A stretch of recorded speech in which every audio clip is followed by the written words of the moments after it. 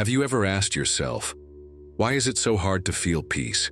Why does love, something so beautiful, sometimes feel so distant? Why is your own heart, the one place that should be your home, often the hardest place to live in? The answer doesn't lie outside.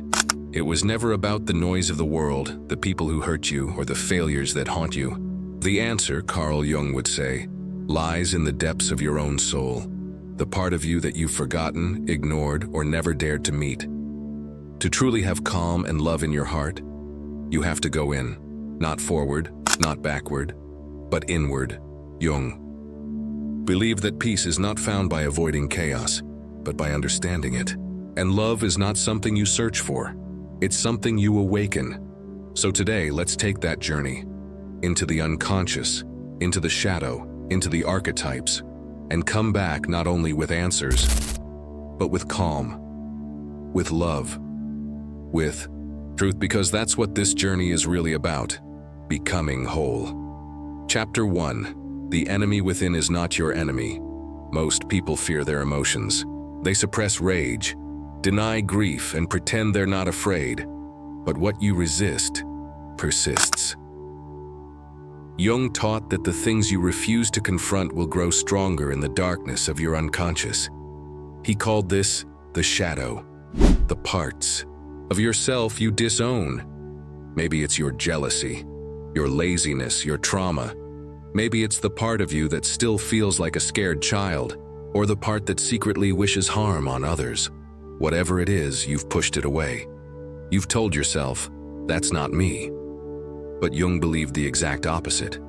He said, one does not become enlightened by imagining figures of light, but by making the darkness conscious. To have calm in your heart, you must first welcome the storm inside you. Look it in the eye, name it, befriend it, because what you accept transforms, and what you love heals. Chapter 2. The eye, mirror of relationships. Now let's talk about love. Real love, not infatuation, not codependency, not projection. Jung had a profound insight. We don't just fall in love with people. We fall in love with parts of ourselves we see in them. When you meet someone and feel instantly drawn to them, it's often because they awaken your anima, or animus, the unconscious feminine or masculine within you. This is not romantic. It's psychological. You see in them what you lack. You feel they complete you. But that illusion, it eventually breaks. Because no one can complete you. That's your job. And when the illusion fades, what remains is either real love or disappointment. Real love begins when you stop expecting others to save you. When you realize, I must become whole myself.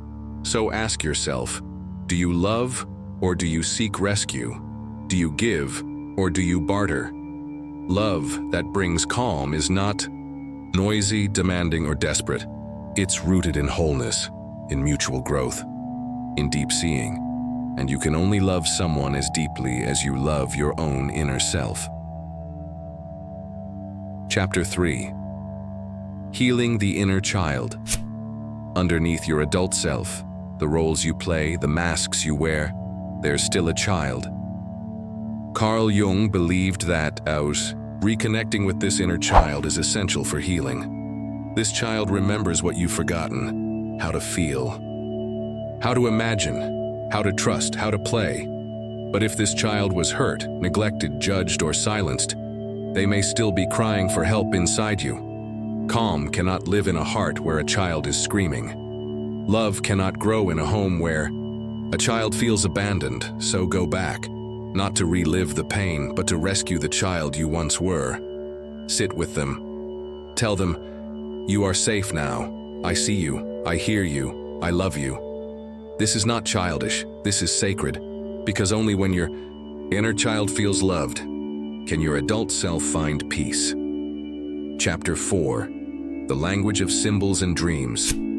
Jung didn't just analyze behaviors. He listened to the soul, and the soul speaks in symbols. Dreams, fantasies, synchronicities, they are not random. They are messages from the unconscious inviting you to explore yourself more deeply. What if the nightmare you had wasn't just fear, but a metaphor? What if the recurring dream wasn't meaningless, but a doorway? When you start paying attention to these messages, your inner world becomes alive. You realize you're not just a person surviving the world. You're a soul navigating a great inner myth.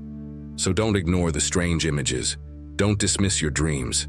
Ask yourself, what part of me is trying to speak? Because listening to the soul brings calm, and answering it brings love. Chapter 5. The Gift of Solitude. In a noisy world, silence feels threatening. But Jung believed that solitude was not loneliness. It was intimacy with the self. When you are truly alone, with no distractions, no roles, no mirrors, that's when your real self appears. The calm you seek is not found in crowds.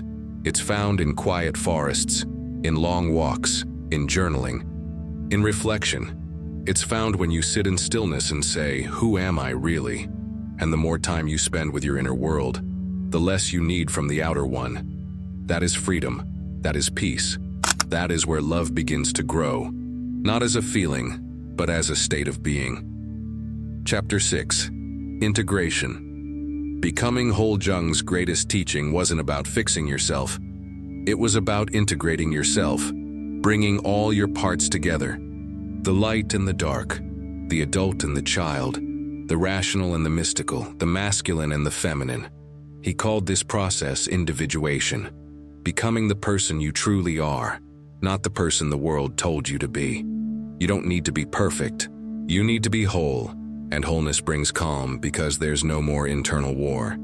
And it brings love because you finally see yourself and accept what you see. This is the end of the journey and the beginning of your life. Carl Jung once said, "The privilege of a lifetime is to become who you truly are. To have calm and love in your heart, you don't need more books, more quotes, more distractions. You need truth.